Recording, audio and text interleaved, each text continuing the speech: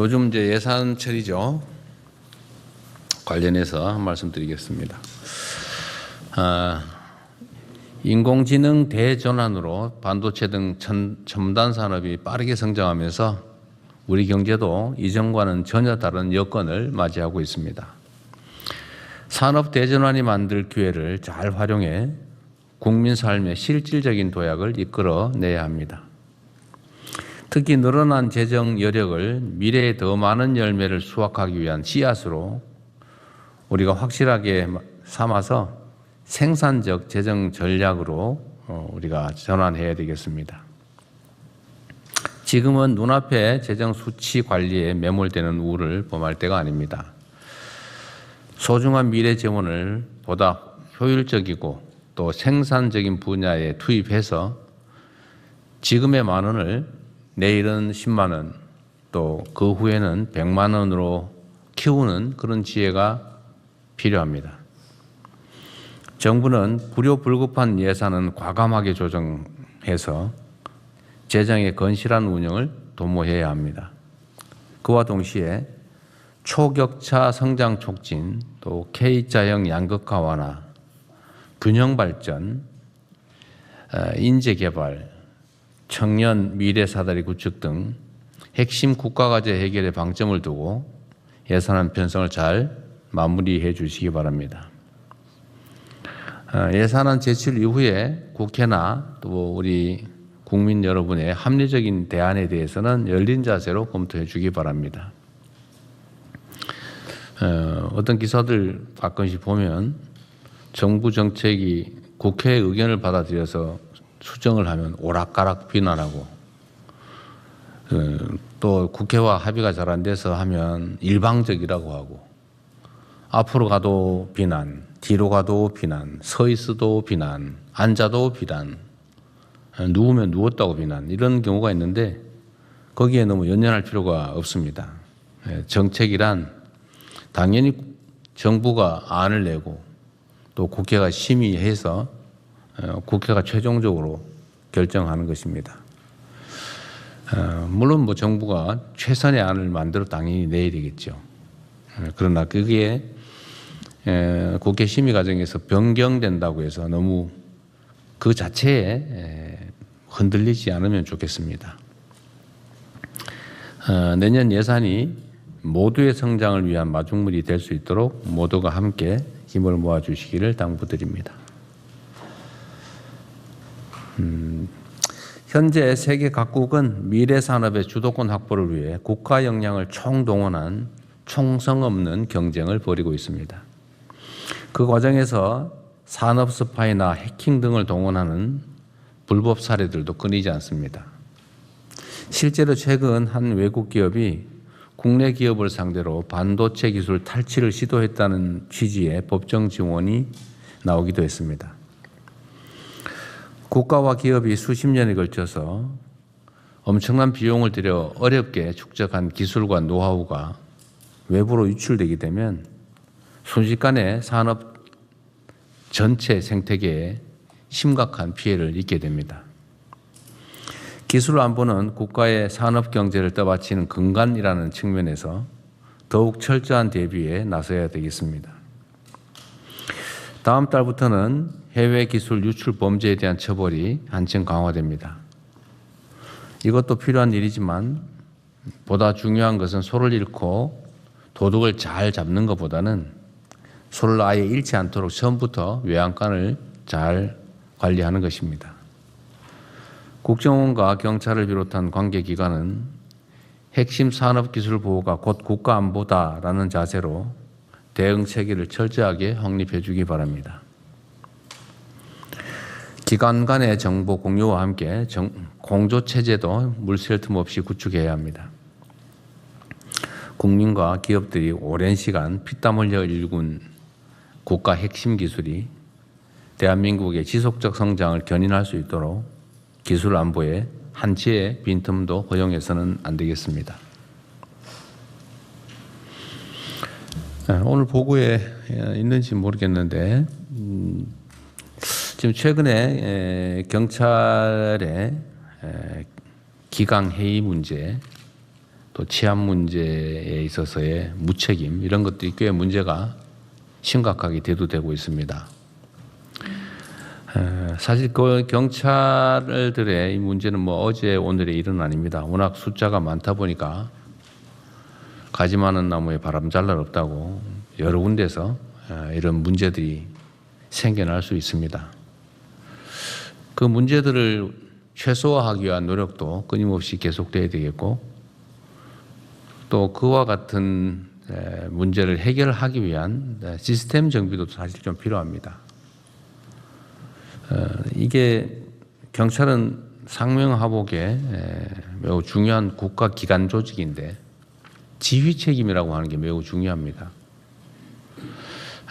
담당자 일선 직원들의 잘못이 있다고 하면 그 일선 직원의 문책만으로 끝나면 과연 지휘 체계가 뭐 때문에 필요하겠습니까? 지휘를 할 권한도 있지만 또 한편으로 그 권한에 상응하는 책임을 당연히 져야 합니다. 그래야 평소에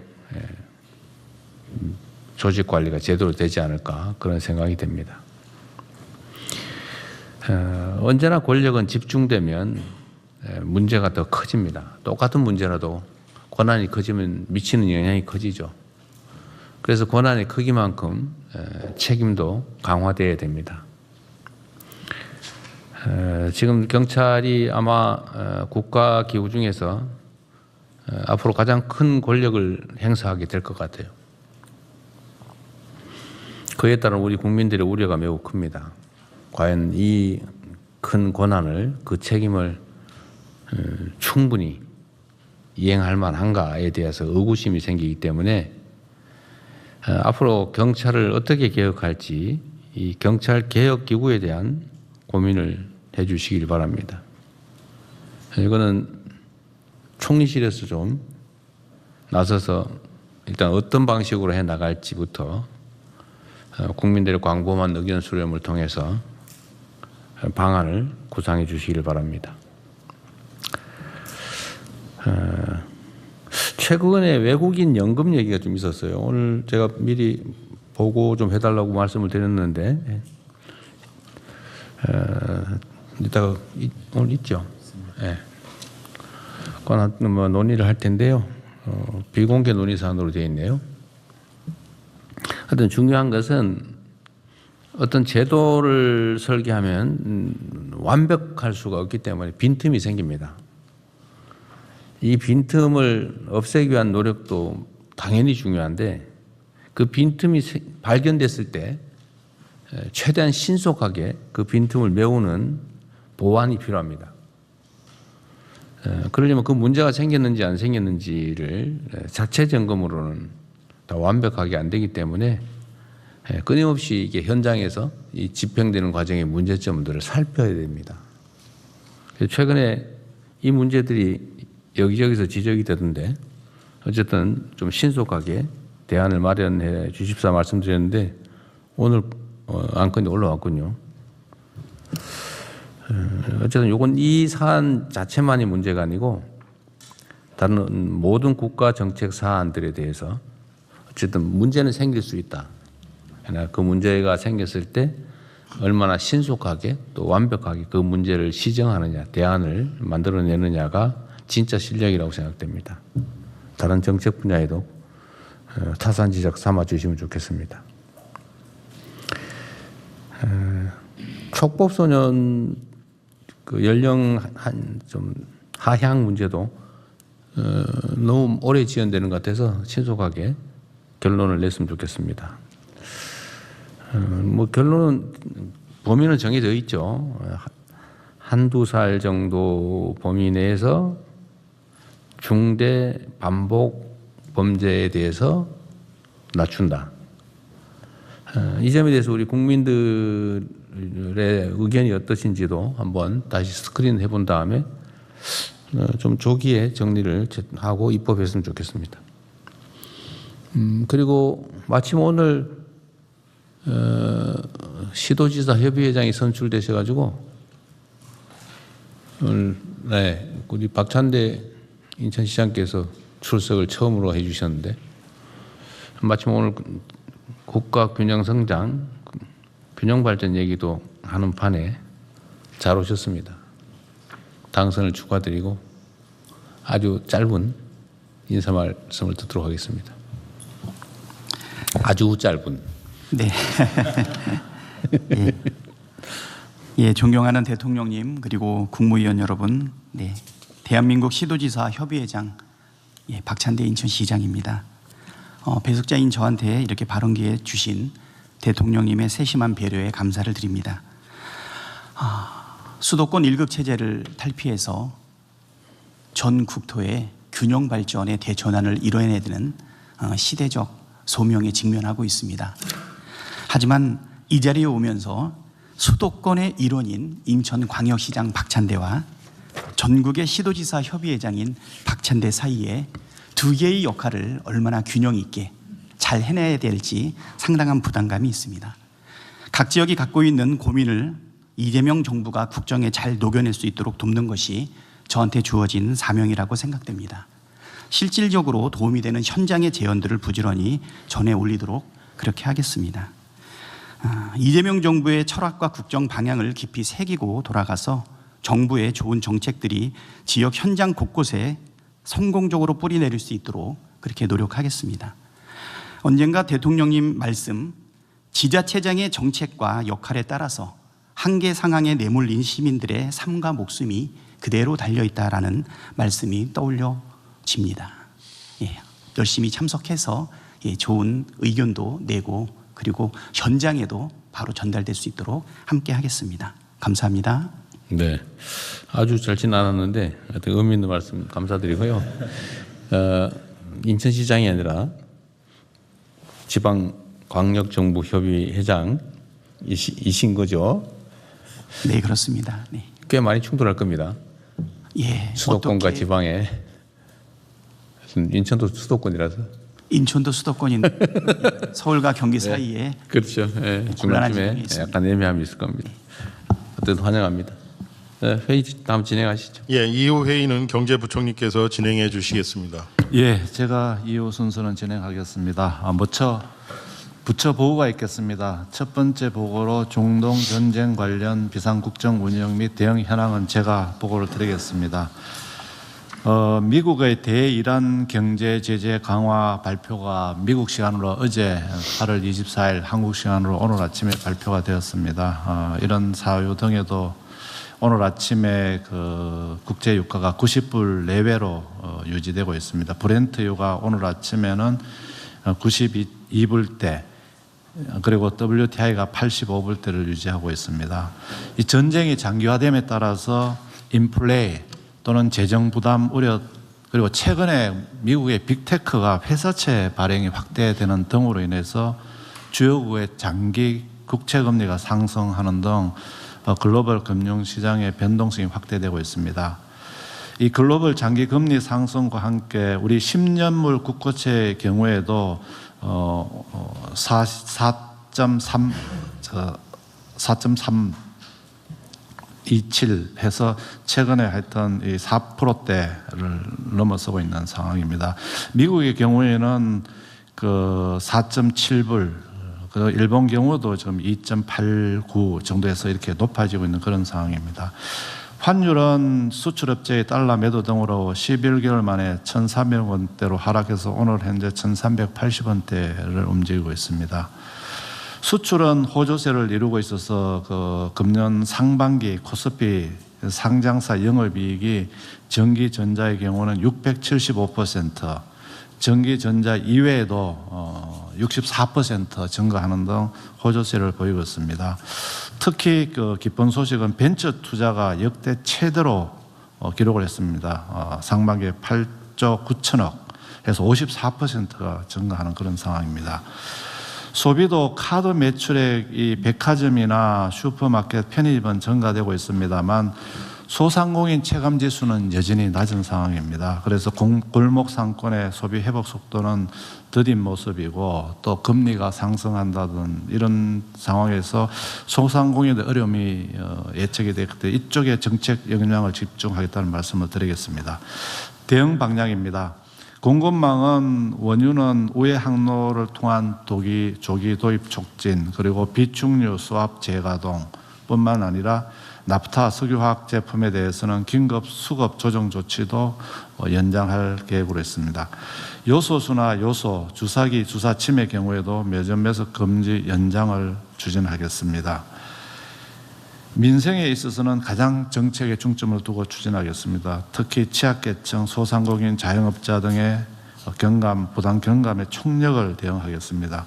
소상공인 경영 부담 완화, 지역 상권 연계 강화, 재기 지원 등 다각적 총체적인 지원 방안을 강구하고 있습니다. 소상공인이나 개인의 채무 조정을 활성화하고 중기 저리 금리 자금을 지원하고 서민 금융 공급도 확대하는 등 취약 차주 지원 계획을 곧 발표토록 하겠습니다. 9차 석유 최고 가격은 최근의 유가 상황 등을 감안해 동결했습니다. 그리고 9월 추석을 맞이해서 성수품 할인 지원, 공급 확대, 또 휴가비, 교통비 경감 등 다양한 정책을 마련해서 9월 초에 발표하겠습니다. 청년 일자리 회복 방안을 8월 말에 마련해서 발표하고 지금 2차 모두의 창업 프로젝트를 9월 17일까지 모집 공고를 시작했습니다. 많은 참여를 부탁드리겠습니다. 이와 함께 청년 고용 창출 효과가 높은 벤처 투자 활성화 노력도 지속 강화하도록 하겠습니다. 참고로 중기부에서 최근 발표한 벤처 투자 유치 스타트업의 투자 유치 후 고용을 보면은 11% 이상이 증가했고 청년 고용 비중도 60% 수준으로서 벤처 투자에 역점을 두고 정부와 정책적 노력을 집중하도록 하겠습니다. 이상 보고를 마치겠습니다. 지금 석유 최고 가격은 지금 공급 가격 기준으로 계속 동결을 하고 있는 거죠. 네네. 유지하고 있고 지금 석유 원유 가격이 90불대가 되면 현재 우리 그 최고 가격에 의하면 산업계가 어쨌든 매출에서는 손해를 보는 거죠. 어쨌든 이론적으로는. 네, 그렇습니다. 유가가 올른 만큼 이제 그런 손해는 보는데 다행히 대통령님 그 환율이 네. 1,380원대다 보니까 환율 작용이 또 작용한다면은 지난번 1,400원대보다는 수입 가격이 좀 떨어지나요? 좀 떨어지는 효과는 있다고 보여집니다. 지금 1,500원대에 비하면은 어떤 10% 가까이 네. 떨어진 거죠. 네. 어쨌든 원인 수입 부담은 조금 줄어든 거군요. 네. 그리고 벤처 투자가 56% 전년 대비 56%다. 8월까지 벤처가 어디가 요 두 번째 네모에 있습니다. 보면은 수출 호주. 네. 벤처 투자 8.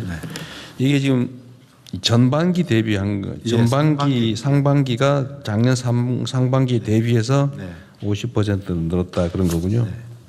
어쨌든 뭐 잘하셨는데 좀 더 확대해야 될 것 같아요. 작년 전반기는 벤처 투자가 최악일 때 아닙니까? 최악이었습니다. 예. 그래서 그 기술적 반등 효과도 있지만 최근에 저희들이 그 청년 창업 활성화하고 이런 부분이 벤처 투자로 연결되도록 하겠습니다.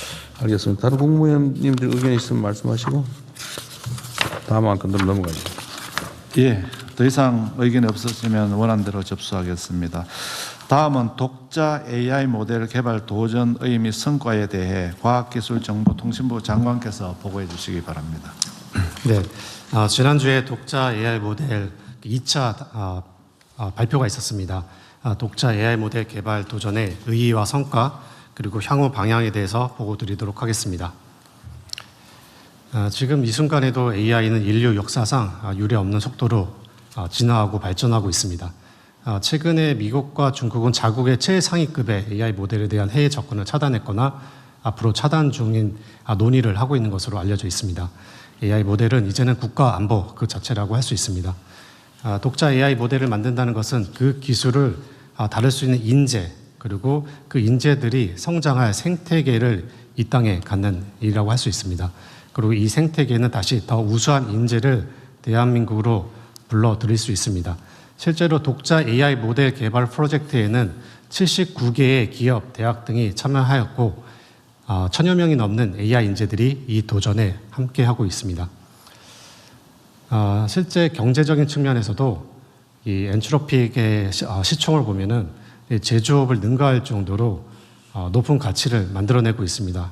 엔트로픽은 설립된 지 채 6년도 안 된 스타트업입니다. 이는 AI를 가진 자가 세계 경제판을 다시 짜고 있다는 반증입니다. 독자적인 AI 모델 개발 역량을 확보하는 일은 더 이상 기술 문제가 아니고 국가가 스스로 설 수 있느냐 없느냐의 문제라고 할 수 있겠습니다. 다음 독자 AI 모델 개발의 기술적 성과에 대해서 말씀드리도록 하겠습니다. 국민주권 정부 출범 이후에 독자 AI 모델 개발에 전념해서 투자하고 저희가 개발해 오고 있었습니다. 그 결과 올해 미국의 비영리 연구기관 에포크 AI에서 우리나라가 개발한 독자 AI 모델들은 주목할 만한 모델로 모두 선정되었고 올해 이 명단에 이름을 올린 나라는 전 세계에서 단 3나라, 미국, 중국 그리고 대한민국 뿐입니다. 뿐만 아니라 AI 강국으로 불리는 싱가포르, 프랑스, 캐나다의 성능도 앞서고 있습니다. 아울러 주요 글로벌 AI 모델 평가 기관인 아티피셜 애널리시스에서 점수를 측정받는 국내 AI 모델 기업도 7곳에 달합니다. 그리고 올해 이번 그 2차 발표에서 한 개 기업이 탑10 안에 드는 성과도 차지했습니다. 다음으로 이미 독자 AI 모델에 대한 어떤 기본적인 강점 그리고 적용 분야에 대해서 말씀드리도록 하겠습니다. 4개 컨소시엄이 참여를 했습니다. 첫 번째로 SK 컨소시엄에서 SK는 국내 제조 산업, 국방 분야 등에 실제 접목할 수 있는 AI 모델을 발표를 하였습니다. LG AI 연구원은 우리나라에서 가장 큰 AI 모델 7,500파라미터 개발을 발표하였고 안전하고 신뢰성 있는 AI 모델 분야에서 세계적으로 높은 점수를 받았습니다. 업스테이지는 독자 AI 모델 발표를 통해서 오픈라우터라는 전 세계 AI 모델 사용 플랫폼에서 1일 사용량 세계 9위를 차지할 정도로 전 세계에서 널리 활용되고 있습니다. 모티프 테크놀로지는 글로벌 AI 모델 성능 종합 점수에서 우리나라 최고점을 받았습니다. 이는 발표 당시 전 세계 개방형 모델 6위를 차지할 정도로 우리나라 AI 모델의 개발 역량을 드높였다고 할 수 있겠습니다. 이렇게 만들어진 AI 모델은 허깅페이스라는 오픈 사이트를 통해서 오픈소스 사이트를 통해서 국민 누구나 다운로드 받아서 활용하실 수 있습니다. 이 AI 모델은 주로 이제 개발자들이 많이 다운로드 받아서 사용되고 이 개발자들을 통해서 이 AI 서비스화 되어서 국민들께서 사용하실 수 있게 됩니다. 대표적인 사례 몇 가지 말씀드리겠습니다. SKT 사례를 보면은 법률 AI를 통해서 소송 재판 준비 시간을 45.7% 감소시킨 바 있고 LG의 엑사원을 통해서 신물질 발굴 AI 개발을 통해서 화장품 신소재 발굴을 22개월 걸리던 일을 단 하루로 단축시키기도 했습니다. 그리고 업스테이지의 솔라 오픈 툴을 통해서 R&D 예산 심의 AI를 만들어서 78%의 사용자 검토 시간을 단축시킨 경험도 가지고 있습니다. 모티프 테크놀로지를 통해서는 철강 제조 특화 AI를 적용해서 제조 설비 오류 대응 시간을 30%가량 단축시키기도 하였습니다. 이외에도 다양한 산업 공공 분야에서 우리 독자 AI 모델에 대한 우리의 도메인 데이터를 더해서 실질적인 AX 효능감을 만들어가고 있는 상황입니다. 이 독자 AI 모델 개발 의의에 대해서 좀 더 설명드리겠습니다. 독자 AI 모델을 기반으로 우리 국민들은 모두의 AI를 통해서 실질적인 AI 서비스를 올해 하반기부터 제공받게 될 것입니다. 기업들은 보안, 제조 등 산업별 AX로 확산되고 정부에서는 행정 AI와 대국민 서비스를 아우르는 공공 AX로 이어집니다. 이처럼 하나의 독자 AI 모델을 개발한다는 것은 단지 하나의 기술을 만드는 일이 아니라 국민 서비스에서 산업 경쟁력 그리고 공공 서비스까지 AX 전체판을 통째로 바꾸는 일이라 할 수 있겠습니다. 이렇기 때문에 독자 AI 모델을 세계적 수준으로 만드는 일을 계속해야 될 것 같습니다. 이 같은 고도화를 바탕으로 국가 전체의 AX의 기준을 한 단계 높일 수 있도록 하겠습니다. 다음 주요 로드맵에 대해서 말씀드리겠습니다. 독자 AI 모델은 계속 고도화하고 있습니다. 지금 3차 지금 단계에 돌입하여 있고 지금 현재는 중국의 그 개방형 AI 모델에 다소 조금 못 미치는 상황이나 올 하반기에는 이를 추격해서 달성할 수 있을 거라 보고 있습니다. 그리고 우리의 도전은 여기서 멈추지 않고 내년에도 보다 많은 GPU 데이터를 투입해서 최상위급의 프론티어 모델 개발에도 도전하도록 하겠습니다. 세계적인 수준의 독자 AI 모델 확보가 전 국민의 AI 역량을 키우고 산업을 성장시키며 공공 서비스의 품질을 높일 수 있는 최선이라고 생각합니다. 모두의 AI는 9월 달에 베타 서비스를 시작합니다. 12월 정식 서비스를 차질 없이 준비하도록 하겠습니다. 보안 특화 AI 역시 올 하반기 취약점 탐지 등 1차 개발을 거쳐서 내년에는 데이터 투자를 통해서 AI 기반 보안 체계로 고도화하겠습니다. 그리고 독자 AI 모델은 범정부 행정만의 기본 AI 모델로 지속 활용되며 정부 효율화와 공공 서비스 질적 향상을 뒷받침하도록 하겠습니다. 우리나라가 명실공히 AI 강국을 도약할 수 있도록 독자 AI 모델을 지속해서 발전시켜 나가도록 하겠습니다. 이상 보고 마치겠습니다. 네. 가계부가 일도 열심히 하는데 발표도 아주 정성스럽게 준비를 잘하신 것 같아요. 네, 늘 이것도 AI 시켜서 한 겁니까? 발표는 늘 꼼꼼하게 저희가 손을 했어요. 이건 약간 다른 거긴 한데 이 법률 AI 얘기 나와서 그런데 지금 요새 하급심 판결 다 공개하나요? 그 대법원에서 일부만 공개하고 있습니다. 일부만? 예. 그러면 이거 활용을 못 하는 거네요. 비공개는. 왜 근데 하급심 판결 공개를 법률로 저번에 의무화하지 않았나요?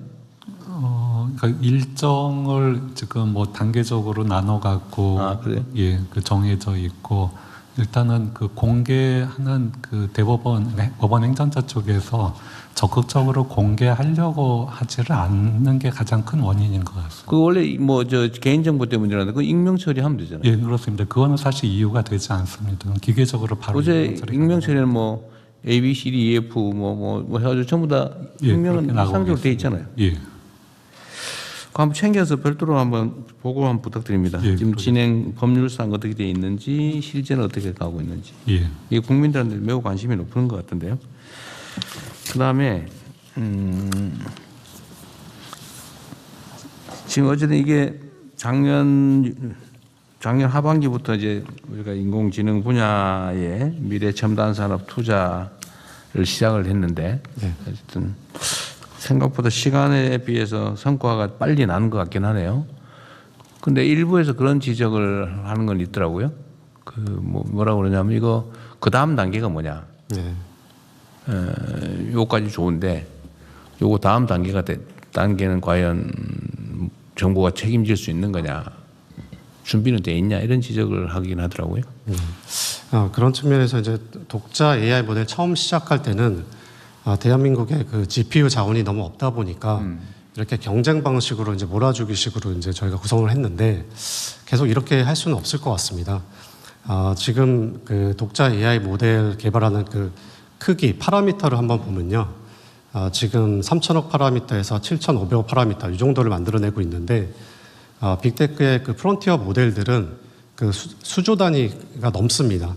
그러니까 더 큰 모델을 만들어야 되고 다만 이제 산업이나 우리 공공 쪽에서 적용할 때는 그렇게 큰 모델이 필요 없습니다. 그래서 제가 생각할 때는 이제 검토를 해서 또 보고를 드려야겠지만은 우리 스타트업들은 이제 산업, 공공 쪽에 주로 적용할 수 있는 이런 독파물을 계속 발전시켜 나가고 좀 자금 여력이 있는 대기업들은 정부와 같이 그러니까 이런 큰 프론티어 모델 도전도 같이 해나가는 것이 좀 필요할 것 같습니다. 이게 뭐 적절할지 모르겠는데 어쨌든 좀 비전문가들 입장에서 보면 인공지능이라고 하는 게 자동차로 비교하면 말이에요.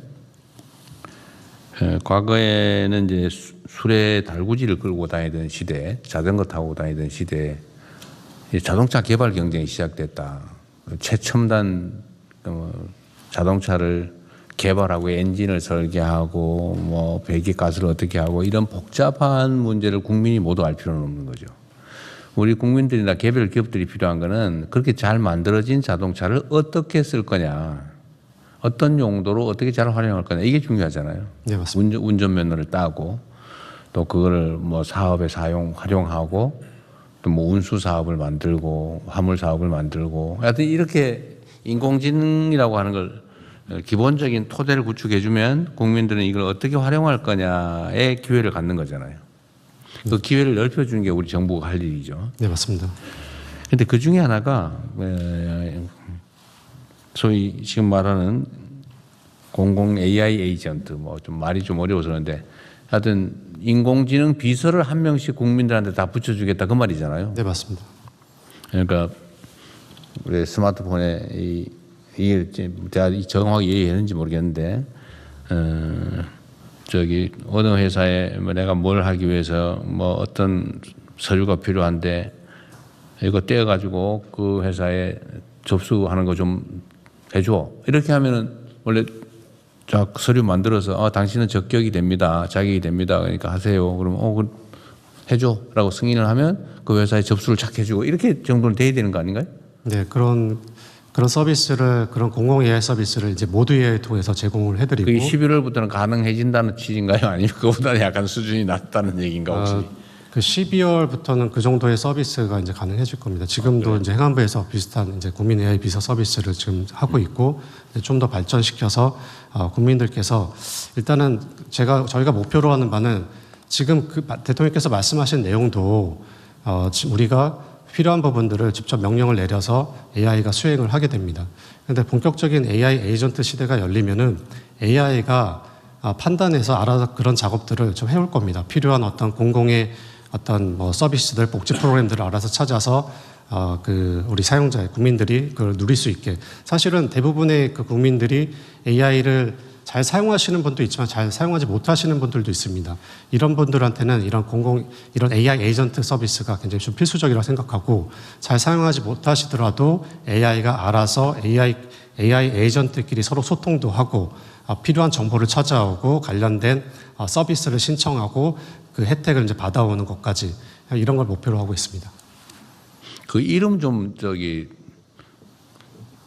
좀 쉽게 지어주시면 좋을 것 같아요. 우리 예를 들면 우리 국민들께 공모를 하더라도 AI 에이전트 너무 어려워요. 한 두세 글자로 줄여가지고 공모 한글로 번역하면 뭐 대변인, AI 비서 이렇게 있는데 너무 비서라고 너무 딱딱하죠. 하여튼 잘 그거 한번 찾아보겠습니다. 고민해 주시고요.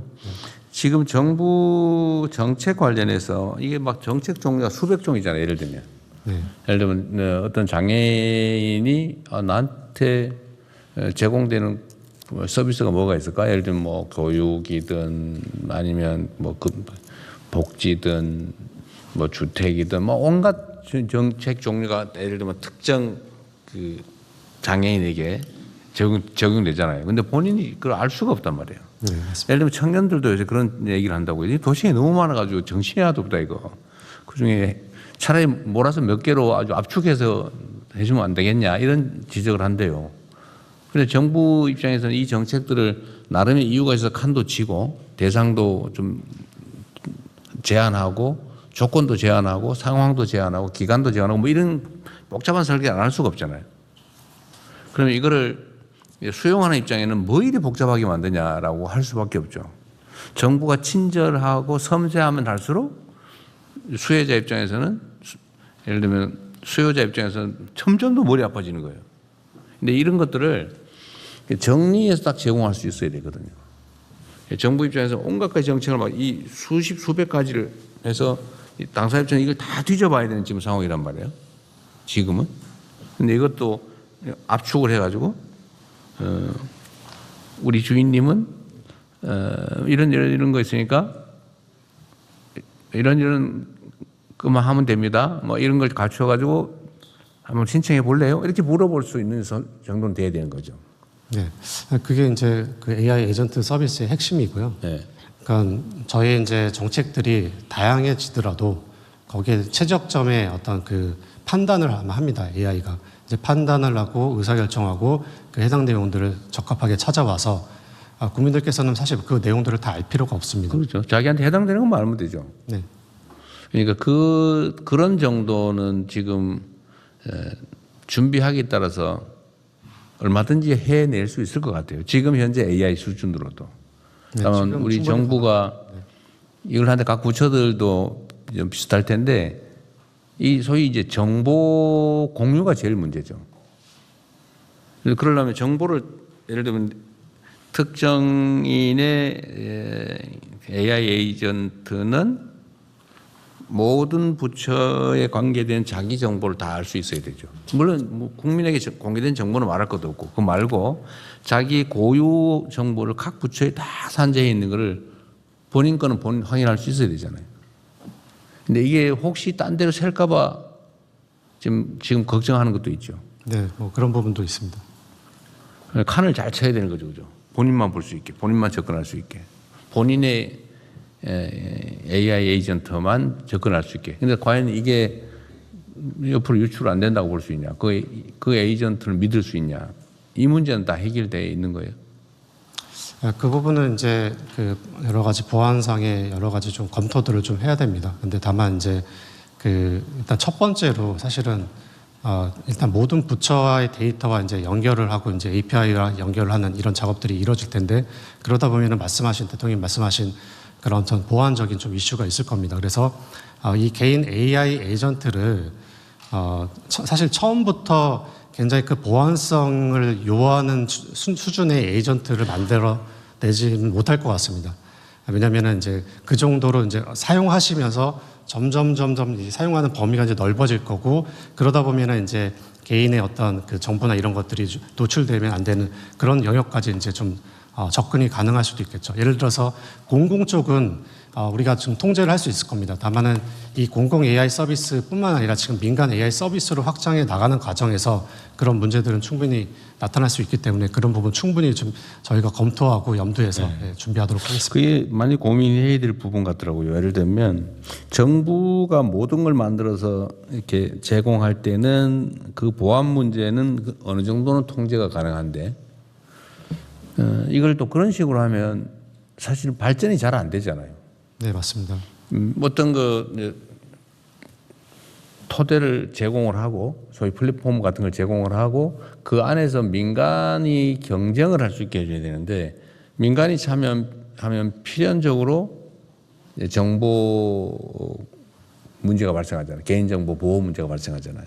근데 이걸 어떻게 할 거냐 그런 고민도 하고 계시겠죠?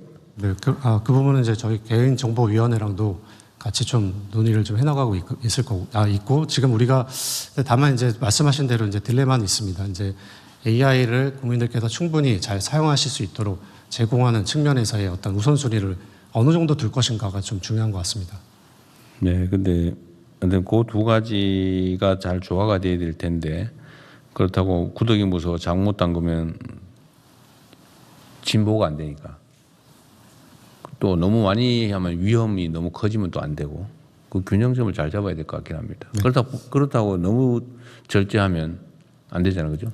그래서 저희가 이제 전 국민 1인 1 에이전트 말씀을 드리는 것이 사실은 앞으로 이제 AI를 쓰시다 보면은 이 에이전트들이 여러 개 늘어날 겁니다. 네. 그러면 사실 더 통제하기 어렵겠죠. 그래서 일단은 어떤 국민들께서 최소한의 나만의 에이전트를 갖게 하고 거기서 이제 모든 에이전트에 대해서 보안성을 만들 수는 사실상 불가능하다 봅니다. 그건 뭐 본인 선택하게 하면 되죠. 예를 들면 그래서 정부가 제공하는 에이전트는 적어도 그런 부분까지 이렇게 보완된 그런 어떤 서비스로 좀 발전시키고 그 외의 부분은 예를 들면 우리가 어떤 사이트에 가입할 때 이런 정보 공개에 동의하느냐 그 동의하면 가입시켜주고 안 그러면 안 해주잖아요, 그죠? 예를 들면 그런 선택할 수 있는 것들도 있고. 그게 아니고 기본적인 거는 국가가 책임지고 최소한의 정보에 기초한 최소한의 에이전트 기능은 정부가 책임져 주자. 되게 이렇게 정리를 해야 될 것 같긴 해요. 그죠? 네, 맞습니다. 저는 어려운 일이긴 한데 좀 최대한 신속하게 성과를 만들어 주시면 좋겠습니다. 예. 그렇게 하겠습니다. 예, 또 다른 의견이 있으신가요? 예, 더 이상 의견이 없으시면 원안대로 접수하겠습니다. 조금 전에 과기정통부 장관님께서는 이제 독자 AI 모델을 설명해 주셨는데 다음으로는 행정안전부 장관님께서 AI를 적용한 세계 최고의 AI 민주정부 실현 전략에 대해서 보고해 주시기 바랍니다. 네, 보고에 앞서서 AI 민주정부가 가져올 변화를 영상으로 먼저 보시겠습니다. AI가 바꾸는 정부, 우리의 삶은 어떻게 달라질까요? 필요한 서비스가 알아서 찾아갑니다. 출산 후 받을 수 있는 혜택, 국민이 일일이 찾고 신청하지 않아도 정부가 필요한 혜택을 먼저 찾아 신청합니다. 한 곳에서 모든 민원을 해결합니다.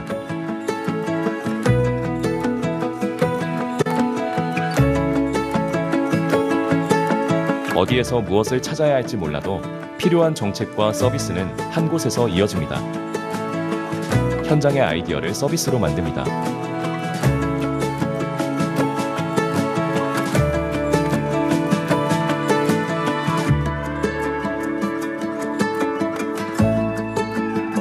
공무원의 아이디어는 AI를 만나 국민을 위한 더 나은 서비스가 됩니다. 국민에게 먼저 다가가고 국민을 위해 더 잘 일하는 정부.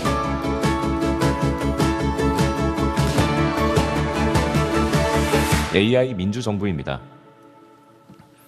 네, 참고로 그 화면에 나왔던 쨍하고 해뜰날이라는 앱은 그 블랙 레벨의 AI 챔피언이 된 공무원이 직접 만든 겁니다. 그래요? 예, 서비스가 되고 있습니다. 출연한 사람들은 진짜인가요? 가짜인가요? 출연한 사람들은 공무원이 아닙니다. 진짜 사람이에요? 예, 진짜 사람입니다. 예. 우리 사진 AI가 만든 인물이 가상 인물이 많아서. 네네.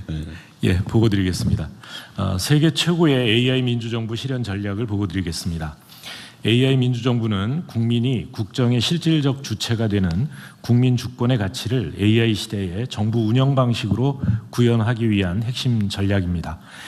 따라서 국민을 통제하고 감시하는 데 AI 기술을 이용하는 것이 아니라 국민의 자유와 행복을 확대하고 증진시키는 데 이용함으로써 국민 주권을 실현시키는 데 의의가 있습니다. 공공부문의 AI 전환을 통해 일하는 방식과 또 국정 소통, 대민 서비스 전반을 혁신해 나가는 데도 활용이 됩니다. 나아가 이를 민간으로 확산해서 모든 국민이 AI의 혜택을 누리는 기반을 만들어가고자 합니다. 이를 위해 국민이 주인이 되는 AI 시대를 목표로 세계 최고의 AI 민주정부를 실현한다는 그 모토 아래 3대 실현 방향을 정립했습니다. 첫째, AI가 국민에게 필요한 서비스를 먼저 찾아가 제공해서 단 한 명도 소외되지 않는 국민에게 친절한 정부를 만들겠습니다. 둘째, AI를 활용해 국민의 다양한 의견을 폭넓게 듣고 정책에 반영하는 국민과 함께하는 정부를 실현하겠습니다.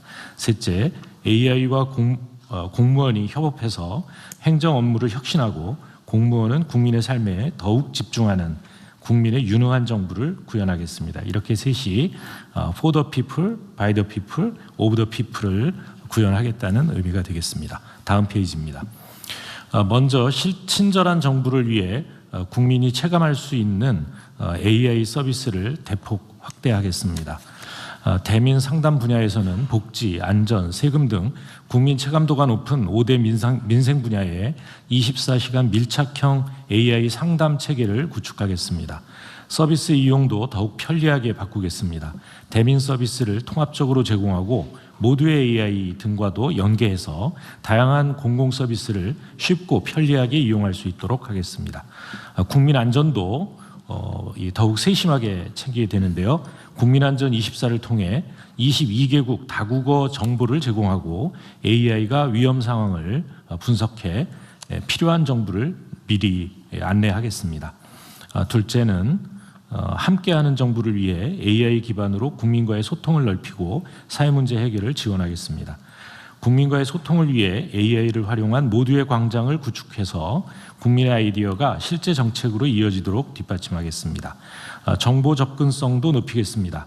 정부 웹과 앱을 AI 기반으로 개편하고 법령과 정책 정보를 AI가 쉽게 활용할 수 있도록 표준화하겠습니다. 나아가 민생 현장에서는 돌봄, 안전, 고용 등 국민 삶과 밀접한 분야에 AI를 접목해서 주요 사회 문제들을 풀어나가겠습니다. 다음 3페이지입니다. 셋째, 유능한 정부를 위해 공직사회의 일하는 방식을 AI 중심으로 혁신하겠습니다. 공공 업무관리 시스템 온 AI를 통해 법령 검토와 보고서 초안 작성을 자동화하고 이를 연말까지 47개 부처로 확대하겠습니다. 특히 공무원들이 필요한 AI 서비스를 직접 개발하고 공유할 수 있도록 AI 정부 실험실을 적극 확산하겠습니다.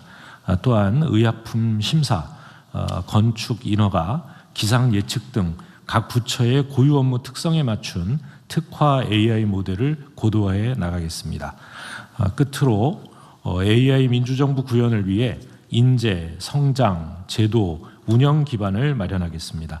먼저 인재 양성을 위해 AI 전문 인재인 AI 챔피언을 육성하고 AI 해커톤 대회를 연례 개최해서 공무원의 AI 활용 역량을 강화하겠습니다. AI 활용에 필요한 데이터도 확충하겠습니다. 수요가 높은 핵심 공공 데이터 탑백을 조기에 개방하겠습니다. 또 제도와 인프라도 정비하겠습니다. 공공 AI 윤리 기준을 마련하고 중요도별 재해복구 체계를 확충하여 안전하고 신뢰받는 AI 행정을 확립하겠습니다. 이를 위해서 정보 보호 예산이 정보화 예산의 15% 이상, 또 전체 인력의 정보 인력이 10% 이상을 목표로 확보해 나가겠습니다. 관계부처 장관님들께서도 국민이 체감하는 AI 민주정부가 조속히 정착될 수 있도록 적극적인 관심과 협조를 부탁드립니다. 이상 보고를 마치겠습니다. 네. 우선 정부 보고서를 과거에는 그 기계가 읽을 수 없다 이런 문제 지적이 많았는데 네네. 그 시정하기로 했었지 않습니까? 네네. 그거는 뭐 다 완료됐어요? 예, 저희 행안부는 이미 지난 4월서부터 시범 실시를 해서요. 전면적으로 다 개편을 했습니다. 이제 이것을 그 총리실하고 함께 유형화해서 전 부처로 확산할 계획입니다. 다른 부처들은 어때요? 지금 현재 공문서 작성에 무슨 표니 뭐 이상한 뭐 이런 거 많이 나가 기계가 못 읽는 부분이 상당히 많다는 거 아닙니까? 그거 어떻게 지금 바꾸자고 해서 정부 방침을 저희가 정했는데 그러니까 복잡한 도표를 잘 못 읽고요. 그 다음에 이제 이 그림이라든가 뭐 이런 것들로 뭐 형식을 너무 막 다종다양하게 만들어 가지고 네. 지금 저기 우리가 있는 저 문서들도 그렇잖아요. 일본을 그냥 이렇게 쓰면 되는데 네모칸으로 하고 다 안에다 색깔 넣고 네네. 막 이렇게 해놓으면 이게 저걸 다 분석해 읽어야 되는데 결국 못 한다는 거 아니에요? 네, 그렇습니다. 근데 저 정도의 간단한 도표는 읽을 수 있습니다. 요즘 AI도 많이 발전이 돼 가지고요. 그런데 이제 주로 이 텍스트 위주로 하고요. 그다음에 그냥 그 개가식으로 돼 있는 것을 주어가 분명한 문장형으로 바꾸고. 그래서 다른 부처 또 공공기관이나 지방정부나 전체적으로 이 문서 작성 방식을 기계가 읽을 수 있도록 네네. 만드는 거는 국가적 과제인데 아직도 다 된 것 같지는 않아서 제가 말씀드려보는 거예요. 저희 행안부는 지금 다 아니, 행안부 시행을 말고 하고 다른 부처들. 있어서 확산만 시키면 됩니다. 다른 부처들이 어떻게 하는 것도 행안부 소관 아닌가요? 이 문제에 맞습니다. 관한은? 그렇습니다. 지방정부는 좀 어떤지? 네, 지방 정부도 이제 자, 중앙 체크를 한번 정부가 해보십시오. 예. 좀 최대한 신속하게 해야 됩니다. 이게 지금 데이터, 이것도 다 데이터들인데 이 네. 데이터 활용을 제한하기 때문에 과거에 지금 수기문서로 되어 있던 걸 다 일부러 컴퓨터로 다 입력까지 했잖아요. 네. 그 여러 가지 이 편집 도구를 많이 사용했는데요. 그런 걸 다 걷어내고 이렇게 텍스트 위주의 이 보고서가 정착이 되면 실제로는 그 AI의 모델 안에 들어가서 여러 그 직원들이 함께 보고서를 작성을 할 수도 있고 다양하게 활용이 가능합니다. 약간 전 세계에서 공문서를 이렇게 막 복잡하게 모양 만들고 막 이렇게 하는 게 거의 유례가 없을 정도로 한국이 많이 한다는 거잖아요. 지금 그 과기부총리님 이거를 지금 못 읽는 한계가 있는데 그러니까 이 세계 표준 문서 뭐 판독기라 그럽니까? 어쨌든 이거 읽는데 한국 문서들이 워낙 복잡해 가지고 그 프로그램들은 못 읽지만 우리 입장에서는 그걸 읽을 수 있게 개량을 해야 과거 데이터들을 완전하게 우리가 좀 분석해서 이용할 수 있잖아요. 네, 맞습니다. 지금 이게 두 가지 관점에서 봐야 됩니다. 그러니까 AI가 읽을 수 있는 형태로 우리가 작업할 때부터 이렇게 처음에 만드는 노력도 필요하지만은 사실은 인공지능 기술이 많이 발전해서 지난번에 말씀하신 한글 문서 그리고 복잡한 표도 어느 정도는 좀 읽을 수 있는 단계에 돌입해 있습니다. 예전에 좀 한글이 이제 우리가 좀 힘든 게 특히 PPT 문서가 그 함축적인 의미들 이것들을 잘 못 읽었는데 이런 부분들은 이제 AI가 잘 읽을 수 있고 이런 표나 그리고 뭐 그림도 이제는 어느 정도 사실 인공지능이 최신의 인공지능을 적용했느냐 안 했냐에 따라서 이제 좀 다른 것 같습니다. 저는 한 80% 정도는 이제 인공지능이 우리 인류가 만든 문서를 읽을 수 있게 됐다라고 보고 있고, 근데 완전히 저희가 이제 온전히 다 활용하기 위해서는 이제 15% 20%를 더 올리는 이런 작업들이 필요합니다. 근데 아마 제 생각에는 거의 3년 안에는 이런 작업들이 다 완성이 되지 않을까 보고 있습니다. 어쨌든 물론 우리가 이제 문서를 읽기 쉽게 만드는 거는 기본적으로 그 비효율을 초래하기 때문에 사실 좀 개선을 좀 해야 되고요. 그 사실 너무 시간 많이 걸리잖아요. 공문서 만드느라고 막 표 만들고 그다 색깔을 넣고 몇 도를 넣을 거냐, 크기 조정하고 이거 얼마나 복잡합니까? 내가 보기 그런 거 최소화하는 게 일단 중요하고, 두 번째는 이미 과거에 다 그렇게 일해왔기 때문에 그걸 버릴 수는 없잖아요. 중요한 정보 자산인데 그걸 다 읽을 수 있는 정도로 우리가 개량을 해야 되는 것도 주요 국가 과제인 것 같다 이 말이죠. 네. 다 준비를 하고 있겠죠. 미국 행정부에서 발표되는 이제 문서들 보면은 굉장히 AI가 읽을 수 있게 편하게 이렇게 그 문서들이 만들어지고 있습니다.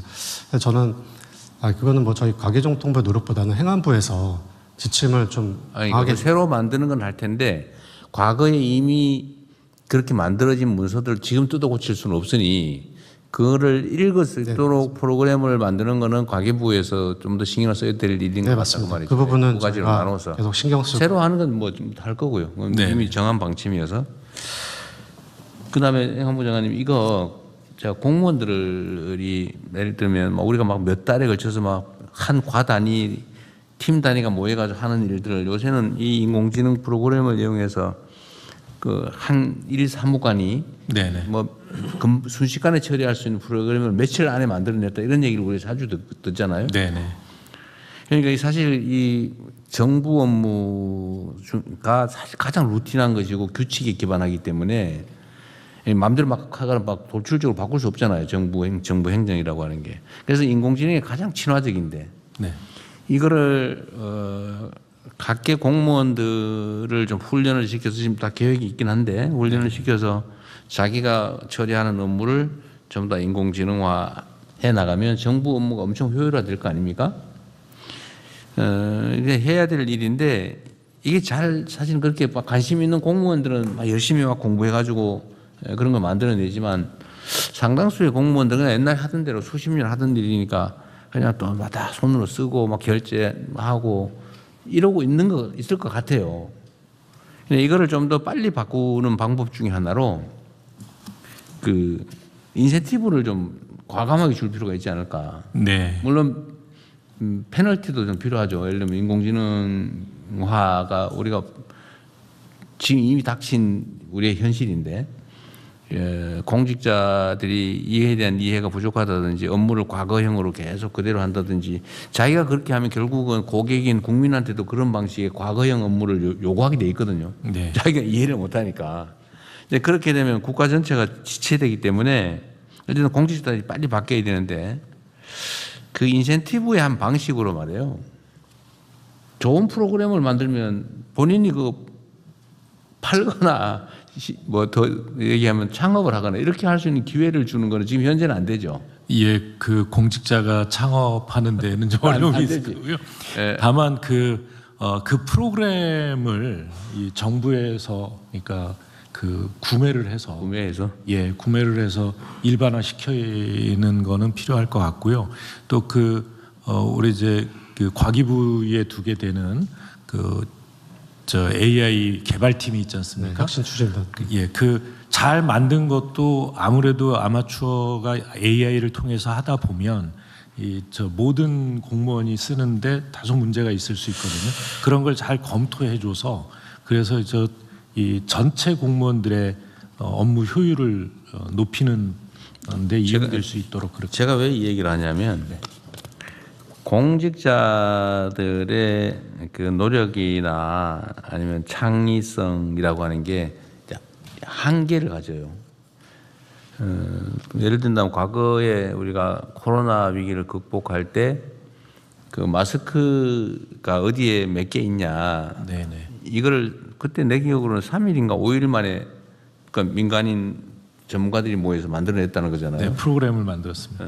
정부에서 기본적인 자료를 주고 이걸 가지고 어떻게 활용할 건지 며칠 만에 만들어서 전 세계에서 마스크 문제를 순식간에 해결을 했는데 이것처럼 앞으로 정부 행정 영역의 일이긴 하지만 그게 예를 들면 민간이 참여해서 같이 만들 수 있는 기회를 좀 줘야 되지 않을까. 네. 공무원들끼리만 이렇게 하면 그것도 한계가 있잖아요. 그래서 민간하고 협업할 수 있는 그리고 그 사이에서 어떤 경제적 이익을 좀 나눌 수도 있게 해주는 것이 결국은 인공지능 사회를 준비하고 대비하는 데 도움이 되지 않을까 싶어서 한번 그냥 아이디어 차원에서 말씀드려 본 거예요. 네, 그거는 이제 저희가 공공 데이터 탑 100이라고요. 네. 100가지의 일반 이제 민간이나 기업들이 꼭 이 공공이 가지고 있는 이 데이터는 공개가 됐으면 좋겠다고 요청을 해온 게 있습니다. 제가 말씀드린 건 정보 공개의 문제가 아니고 네네.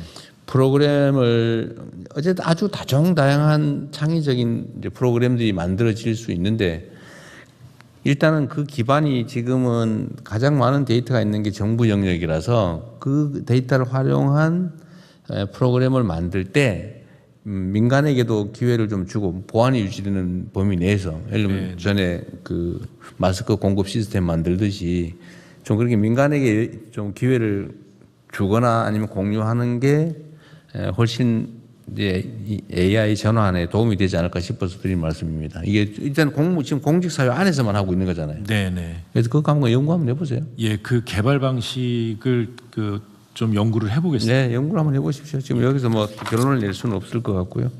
우리 과기부도 마찬가지고. 대통령 한 가지만 좀 말씀드리고 싶은데요.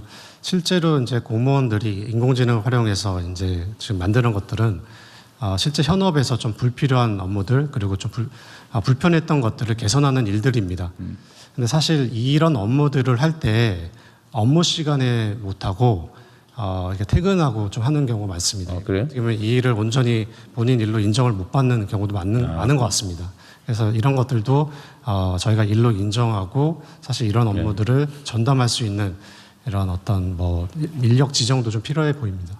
아니 관심 있고 역량이 있고 한 사람들은 오히려 그 시간을 할애를 해줘야 될 것 같은데 집에 가서 퇴근 후에 개인 일을 시간을 내서 하고 있다는 건 정말 문제인데 그 지침을 하나 만들든지 해주십시오. 예. 그리고 이제 그 업무 자체가 온 AI 그 AI 모델 안으로 들어가게 되거든요.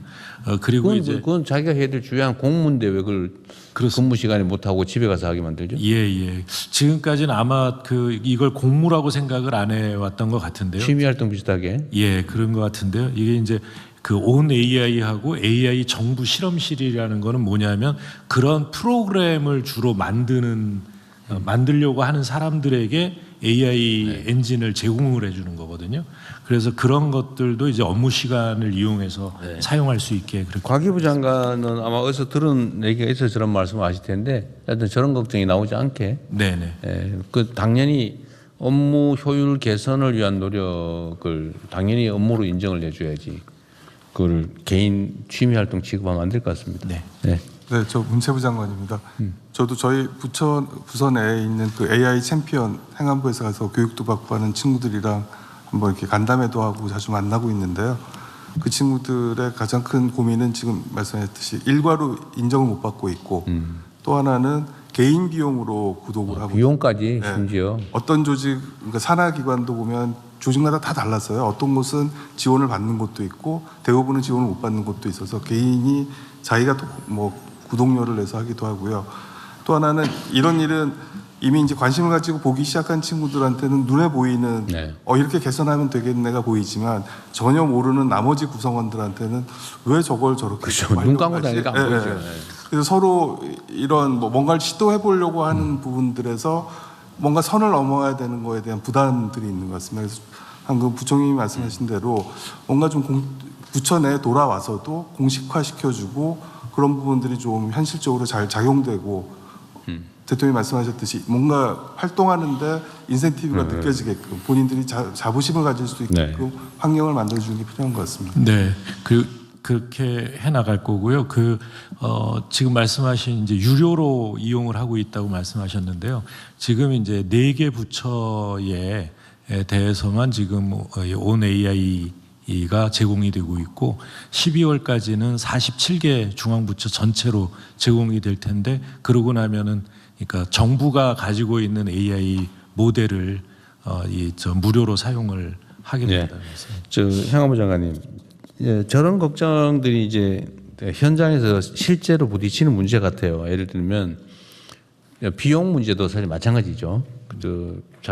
저는 엄청난 열정이 있어야 하는 일인데 저 비용은 당연히 예를 들면 그 정부 회계에다가 저런 연구 개발 비용을 또 일종의 뭐라 그럴까 이렇게 칸을 하나 만들어 가지고 필요하면 그 빼다 쓸 수 있게 이런 거 좀 해주면 안 됩니까?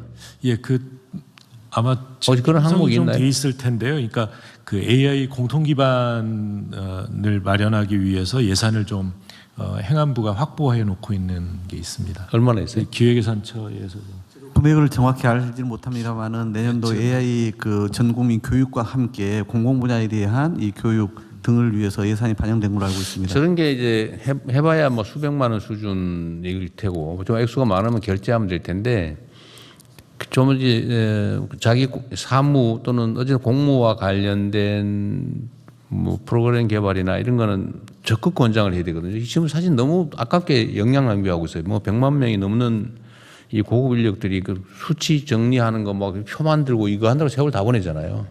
실제로는 그 사람들이 좀 창의적인 일 때문에 국민들의 의견을 듣거나 뭐 좀 새로운 또 효율적인 일들을 해야 되는데 너무 아깝게 지금 낭비되는 것 같아서 제가 자꾸 조급감이 생기는데요. 비용 문제를 해결하려면 아예 그 항목을 행정혁신 지원금 하든지 지원비 하든지 행정혁신 필요경비 항목을 하나 만들든지 해가지고 필요하면 다 이게 청구해서 웬만하면 다 쓸 수 있게 그렇게 좀 만들어 주시죠. 기획 예산처에 좀 만들고 올해도 아직 몇 달 남았는데 지금은 그런 예산이 쓸 수 있는 여지가 있을까요? 올해 예산 항목 중에서? 그건 한번 행안부하고 같이 제가 보겠습니다. 기정 예산 중에서 뭐 혹시 이전용을 통해서라도 추가적으로 할 수 있는 여력이 있는지는 보겠고 내년도 예산안 부분은 지금 편성한 거에서 부족함이 있으면 국회 단계에서라도 정액해서 하도록 하겠습니다. 내년 거는 그렇게 하시고요. 하여튼 이 모든 사람들, 모든 공무원들이 연구개발자의 자세를 가지는 것도 필요하거든요. 그것보다 국가 발전에 도움이 되잖아요. 예, 올해 예산이 편성된 것이 없으면 예비비라도 신청을 해서 그렇게 하십시오. 각 부처청 단위로 조금 저는 이걸 다 또 각 부처청으로 나눠 놓으면 그 액수도 관리도 문제고 또 불용 문제도 생기잖아요. 불용하면 또 뭐 또 비판하고 이러니까 그걸 좀 유연하게 쓸 수 있게 좀 배정을 언제든지 각 부처로 해줘가지고 쓸 수 있게 하나로 한두 개로 몇 개로 묶어놓으면 어떨까 싶어요. 이걸 다 부처청으로 쪼개놓으면 그 다 쓸 의무가 또 생기잖아요. 안 쓰면 또 비난받으니까. 네, 그렇게 유연하게 하는 방법을 연구해 보십시오. 예, 정부 혁신 업무를 행안부가 담당을 하고 있으니까요. 그 AI 혁신 관련 예산을 풀로 만들어 놓고 신청할 때 해서 교부를 하는 거로 해서 교부할 수 있게. 그건 연구를 좀 해보면 방법이 나올 것 같아요. 예. 대통령님, 지방정부 상황 좀 말씀드릴까요? 이 관련해서. 여기 필요한 만큼 지방정부는 알아서 하시면 됩니다. 중앙정부가 어떤 요청 필요한 게 있으면 나중에 정리해서 요청해 주시고요. 지방정부는 지방정부대로 하도록 하겠습니다. 네. 예, 다음. 더 이상 의견이 없으시면 원안대로 접수하겠습니다. 법제처장입니다. 한 가지만 말씀드리겠습니다. 이 보고서 2페이지에 보면은 행안부에서 법령, 정책 사례 등 공공정보를 AI가 활용할 수 있도록 표준화하여 레고화하여 제공한다고 그랬는데 참고로 말씀드리면 지금 법제처에서 만들어서 관리하는 국가법령정보센터에 750만 건 정도의 법령 관련 정보들이 있습니다. 저희가 지금 AX 사업을 통해서 올해 말까지는 이 레고화 작업을 진행을 할 것입니다. 그리고 그럼 연말쯤에는 이 부분을 같이 이용할 수 있다는 점을 말씀드립니다. 얘기 나온 김에 이게 지금 법령도 과거 법령 그 시행 규칙까지 아마 말을 할 것 같은데. 예, 그렇습니다. 예를 들면 전에 제가 한번 말씀드렸었는데 예를 들면 해석예, 적용예, 해석 지침 그런 부분들 다 포함되어 있습니다. 전부 다. 그래서 이 시점 따라 예를 들면 지침이 막 바뀌기도 하니까 당연히 지금 그냥 시간 제한 없이 질문하면 현재 상태에 대한 답일 거고 예를 들면 76년 2월 기준으로 법률 해석은 그런 게 중요하잖아요. 네, 지금 법령은 그 연역 정보가 다 들어가 있는데 해석 지침이나 뭐 이런 것들 또 아마 그 부분은 법령하고 체제가 좀 다른데 그 부분 한번 살펴보도록 하겠습니다. 이제 그런 것도 필요하고 행정 해석 사례, 행정 적용 사례 이런 것들이 문서화되어 있는 건 다 어쨌든 그런 부분들은 다 보존되어 있습니다. 사실 그 중에 아까도 그래서 얘기한 건데 가장 마지막 단계는 사실 법원의 판결례잖아요. 예, 그렇습니다.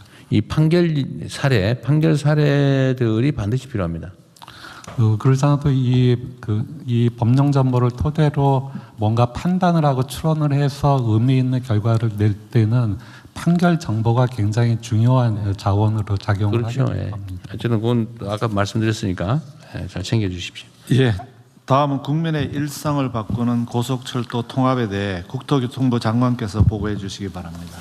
예, 국토부 보고 드리겠습니다. 국민의 일상을 바꾸는 고속철도 통합 추진 상황을 보고 드리겠습니다. 먼저 추진 경과입니다.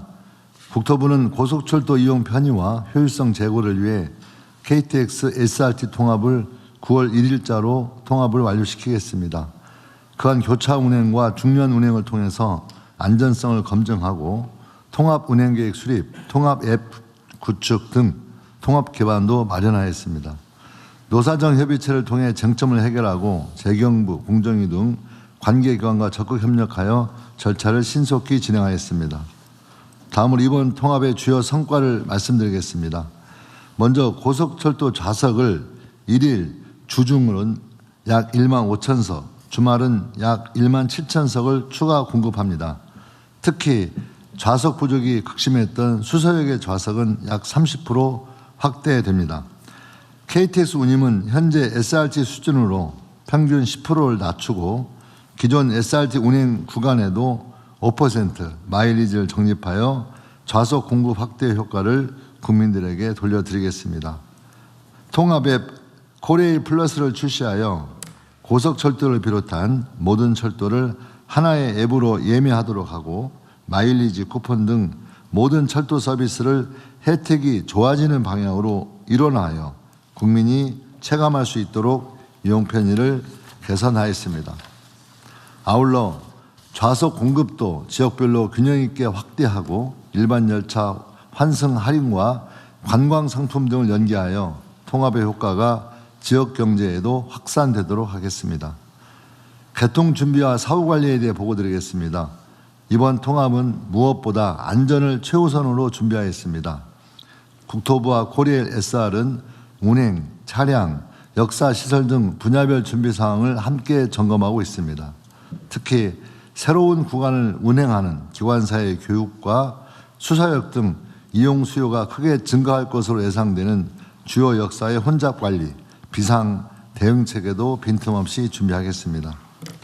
통합 후에도 노사정 협의체를 유지하여 안전과 서비스를 점검하고 조직과 열차 운행이 빠르게 안정화되도록 지속 관리하겠습니다. 마지막으로 부처 협조 사항입니다. 통합으로 달라지는 이용 방법과 혜택을 국민들께 널리 알릴 수 있도록 홍보에 협조해 주시기 바랍니다. 관광, 지역 축제 등 각 부처 정책과 고속철도를 적극 연계하여 이번 통합이 관광, 지역경제 등 국민의 실생활에 체감되는 변화를 창출해낼 수 있도록 협조 부탁드립니다. 국토부는 9월 1일 통합을 차질 없이 마무리하여 더 많은 좌석, 더 낮은 운임, 더 편리한 서비스를 국민이 직접 체감할 수 있도록 마지막까지 철저히 준비하겠습니다. 이상 보고를 마치겠습니다. 네. 우리 국토부 장관님 9월 1일 날 통합되는 거예요? 진짜 이 심각한 일을 빨리 해주셨네요. 네, 생각보다. 원래 12월 말로 계획했다가 네. 대통령께서 더 앞당기라고 해가지고 9월 1일 날 되고 난 다음에 박수를 칠까요? 지금 박수를 칠까요? 되고 난 잘하셨습니다. 네, 지금 칩시다. 어쨌든 이게 그 매우 중요한 현안인데 사실은 한 10수년 동안 못한 거잖아요. 예. 이게 말도 안 되는 사실 분할이었는데 이게 아마도 부분 매각을 염두에 두고 사실은 효율성 높은 네. 부분만 똑 떼내 가지고 따로 만들어 놨던 건데 그러다 보니까 매우 비효율적으로 운영됐다는 거죠. 잘하셨고요. 생각보다 빨리 됐습니다. 2월 교차 운행 항목에 보니까 중연 운행이라고 되어 있는데 이게 뭔 말이에요? 그 기차가 이렇게 따로따로 작은 기차가 이걸 두 개 연결해서 가는 겁니다. 그러면 이중으로 연결해서 뭐 이런 뜻인가요? 그렇죠. 네, 중복해서 연결해서. KTX와 코레일 SRT 같이 중연해버리는 경우도 발생하고요. KTX, SRT를 같이 묶어서 한꺼번에 달린다. 그러면 어째 수송 효율이 높아진다 그 말이군요. 네, 이게 평택 오송간 그게 폭폭설화가 안 되면 거기가 너무 많이 몰려가지고 네네. 그것 때문에 효율성이 떨어지는 게 있거든요. 그걸 그런 한계 속에서 해결하는 하나의 방법이라고 생각하시면 좋을 것 같습니다. 지금 철도 중에서 충청 지역 어느 일정 부분이 지금 뭐라 그래 병목 현상이 벌어진다고 하던데. 예, 거기가 거기를 다 통과해야 되기 때문에요. 거기에 완전히 지금 그 장기 해결 방안은 있어요? 28년 말에 28년 말에 공사가 마무리됩니다. 지금 공사 중입니까? 예. 그럼 뭐 됐고요. 주중 15,000석, 주말에 17,000석을 추가 공급할 수 있게 됐다. 어쨌든 뭐 중년 운행 등등을 통해서 SRT가 여유가 좀 있었던 거죠. 네. SRT가 여유가 좀 있었던 거죠. 예, SRT가 단독으로 다녔던 것을 엮어서 다니게 되면 더 훨씬 이제 더 많은 좌석이 늘어나게 된 주요 원인이 됐습니다. 하루에 15,000명 추가로 더 탈 수 있게 됐다는 건데 요새 그 철도표 구하기 어렵다는 민원이 꽤 많죠. 예, 특히 고속철도. 외국인 관광객이 늘어가지고 네. 또 외국인들이 점유하는 비율도 높아지고 있죠. 예, 외국인도 늘어나고 또 버스를 이용하던 승객들이 또 고속철도 이용하는. 그러게요. 오히려 버스보다는 더 싸거나 아니면 편의성에 비해서는 훨씬 효과가 싸니까 그 가격 대비 효율이 편하니까 많이 쓴다던데 제가 또 그 얘기를 하려고 하는데 지금 이게 철도 운임은 실제로 적자가 지금 SRT는 남았던 것 같고 예. KTX는 적자였는데 합쳐서 이거 요금을 올린 것도 아니고 중간쯤 한 것도 아니고 SRT까지 내려버리면 기존의 철도 적자가 늘어나지 않습니까? 예. 근데 국민들께 예를 들면 뭐 좀 더 싼 철도를 제공하는 측면도 있는데 이게 결국은 다 국민의 짐으로 계속 적자가 누적되면 결국 세금으로 결국 떼어야 되는데 예.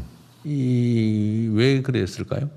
그러니까 일단 그 통합에 따른 그 효과를 국민들이 체감할 수 있도록 만드는 데 목적이 요렇게 요금을 낮춰도 더 많이 타고 다니니까 전체 적자 규모는 비율적으로는 늘지 상당히 않을 거다. 그렇지는 뭐 않습니다. 그런 것 같아요, 내가 보니까. 예, 그런 것도 한편에 있습니다. 예, 알겠습니다. 일단 이렇게 했다니까 하고. 그렇지만 일단 어떤 철도 요금의 적자 문제는 이 문제 통합과 상관없이라도 좀 중요하게 있는 것으로 보여집니다. 통합한 것 때문에 통합해서 어쨌든 10% 요금을 낮춰줬다는 거잖아요. 네. 그 KTX를 낮췄다는 거죠? KTX를 SRT로 맞춘 겁니다. SRT에 낮춘 하향으로 맞춰줬다고 말이잖아요. 예. 그리고 맞추긴 맞춰야 될 텐데 SRT는 마일리지가 없었거든요. 요금이 싸기 때문에. 그러니까 알겠습니다. 마일리지도 준다는 겁니다. 하여튼 SRT 수준으로 낮췄다. 네. 그 다르게 할 수는 없으니까 이해를 했고, 그러나 이 전체 철도 운영 적자가 계속 늘어나는 거는 고려는 해야 된다. 예. 그리고 또 한 가지 더 문제가 뭐냐면요. 이게 사실은 전도 현재 좀 더 심각한 문제라고 생각하는데 지금 고속버스 그다음에 그 장거리 시외버스가 계속 사라지는 중이에요. 예. 그게 경쟁력이 떨어진다는 거 아닙니까? 전부 다 철도가 뭐 너무 많이 생겨나고 고속에도 속도도 빠르고 요금도 뭐 저렴하고 상대적으로. 예. 그러니까 버스 이용객이 줄어들면서 지금 터미널들 다 문 닫고 예. 고속버스, 시외버스도 줄어들고 당연히 운전기사들 뭐 어떤 그에 관계된 종사자들도 줄어들고 있잖아요. 이게 바람직한가요? 전혀 그렇지 않고요. 그래서 이것도 저는 일종의 예. 교통 양극화 아닙니까? 예를 들면 철도, 고속철도 또는 철도가 여기 있는 지역에 사는 사람들은 또 편하게 싸게 빠르게 네. 이용하겠지만 그 외의 지역은 시외버스, 시외버스, 고속버스 타야 되는데 네. 그게 지금 다 사라지니까 이제는 시내버스 타고 이 철도 타고 가서 다음에 다시 완행 옛날로 치면 완행버스 타고 택시 타고 가야 되는 상황이 벌어지지 않습니까? 네. 이것도 일종의 교통 양극화를 초래하는데 이에 대한 대책은 뭘까요? 그러니까 현재 그 버스의 장점이 있거든요. 네. 그래서 버스의 장점을 살려낼 수 있는 대책이 필요하다고 저는 보고 있고요. 그런 점에서 일단 버스 요금을 현실화하는 문제도 저는 필요하다고 생각합니다. 버스 요금을 현실화. 네. 그거 올리면 더 어려워질 텐데요. 근데 실제 버스 운행하는 회사가 적자 때문에 자꾸 문을 닫고 그다음에 묘하게 적자가 예상되는 노선을 자꾸 폐기하기 때문에 필수 노선이라든가 이런 것을 지정하고 그런 데를 운행할 수 있도록 하기 위한 대책도 마련하는 게 필요하고요.